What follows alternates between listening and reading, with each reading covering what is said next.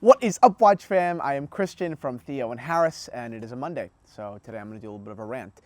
Before I do, quick wristwatch check, right? I'm wearing a really beautiful Jumbo Omega. It's an electronic with a tuning fork. A really terrific quality on this watch.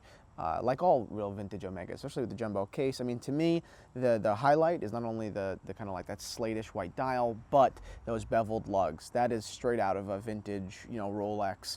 You're just not seeing lugs cut like that anymore. So I'm a big fan. And it's available on the shop at theoandharris.com. So check it out tomorrow, actually. And apart from that, subscribe to our YouTube channel, and I guess we'll roll into my rant. There's got to be an intro here before I get into this rant. I mean, like a preface almost, right? Before a book, The wristwatch industry is a disaster at the moment, right? No matter how they want to paint it, and most people are painting it honestly. Sales are way down, especially precious metal sales are way down. Steel watches are doing really poorly, but better than precious metals. All over, things are bad.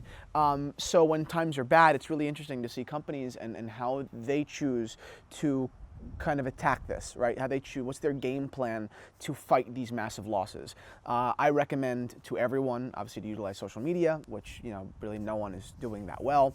But then there are other game plans, right? And the one that I'm going to talk about today, which I think is, to give a little bit of an idea to what I'm going to say, very good, is Jaeger LeCoultre. And not holistically as a brand, but under their Reverso line. So let's get into it. So a couple of months ago, I stumbled across an ad on Hodinkee for Atelier Reverso, which was obviously Jaeger LeCoultre. It was a big Reverso ad, but it was a kind of a changing ad, right? I guess it was a stop motion or whatever the it was technologically. It was showing you several different variants of Reversos. And in that little ad, it basically made clear that you could customize a Reverso. I think customization, before we get into exactly Jaeger LeCoultre's execution, I think that their kind of idea here fundamentally is good. Because customization is luxurious, more so than gold, or more so than silver, or more so than really almost like anything in the luxury market. Having it your own is huge. Why?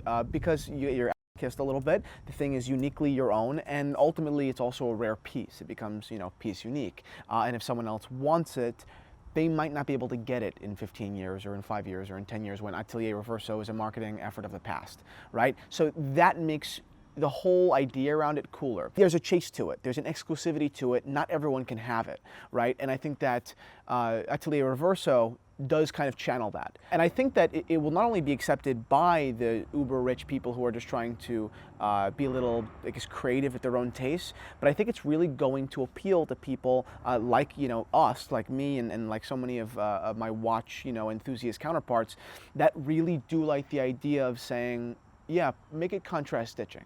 Yeah, give me the slate dial that, isn't production. That's kind of cool, So I think that already the fundamental idea, the driving principle behind Atelier Reverso is good. Now let's talk about their execution. All right, number one, the fact that it took me this long to find Atelier Reverso or to care enough to go on it is bad. They didn't market well enough. They have a great idea, or we're going to see the execution in a second, but isn't really being sold enough, right? I should have immediately wanted to go on Atelier Reverso 2 months ago, not just now, and I haven't been on there yet. So our evaluation of the execution is actually going to be live. So now I think let's do that for a second. All right, I'm on the phone. I'm going to actually click on the icon here. It's a bad icon. It just doesn't look good, I don't think. But we'll continue on. I'm going to choose English. Let's make a Reverso Classic. Okay, they're starting me off with a Classic Small with the quartz movement. I think it's a bad way to start. I don't know why they'd go straight to the cheaper quartz watches. I also don't know why they put price here, but it doesn't really make that much sense to me. Although the blued steel hands do look great in the photography, and I think the time does change when you scroll onto it. That's also a pretty cool little feature.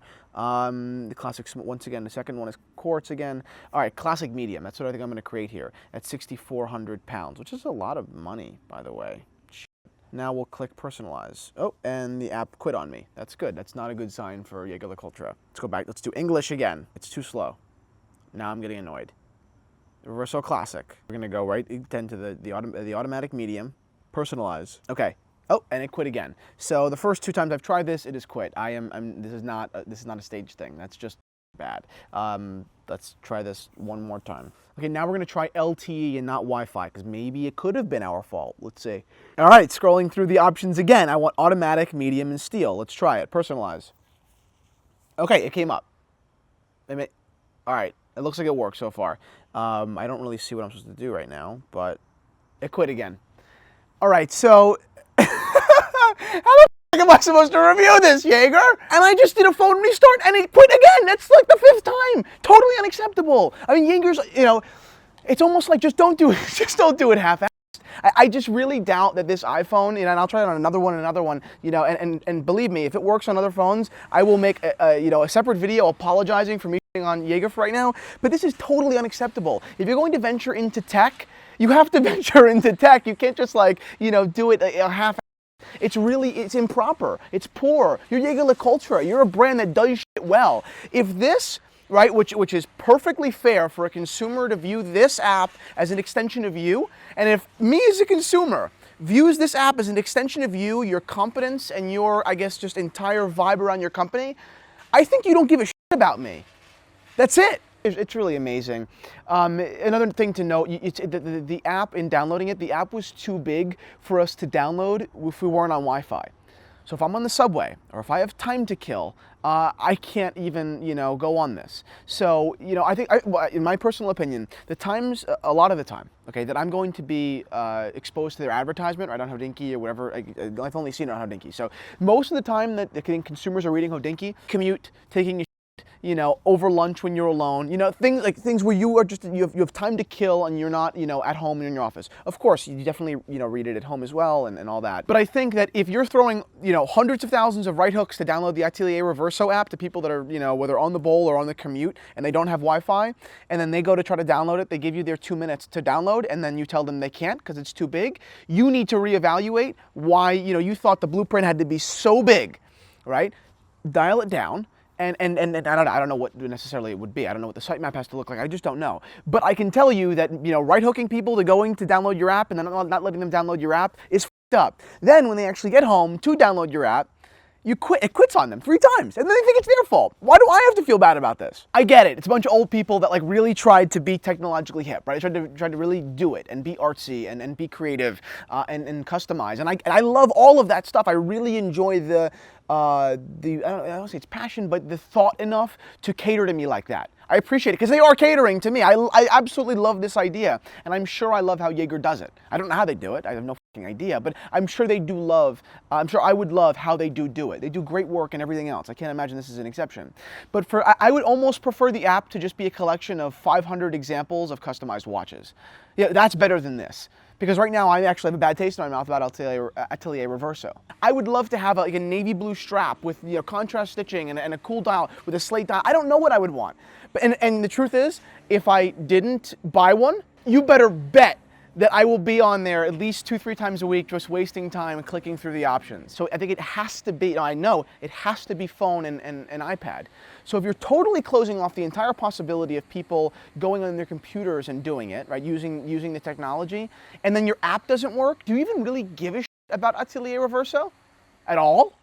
I wanted to say, wow, Jaeger, congratulations. You're one of the first big boys to like really take customization in a technological way to the consumer. And I respect the shit out of that because people would love to just click on Reversos all day long. When I'm online, I have no problem overstaying my welcome. But if you don't let me on your app, I can't. Thank you guys so much for watching Rant&h. Sorry I couldn't actually review the app. If Jaeger LeCoultre is watching this, please fix your app. That's it. It's my whole advice.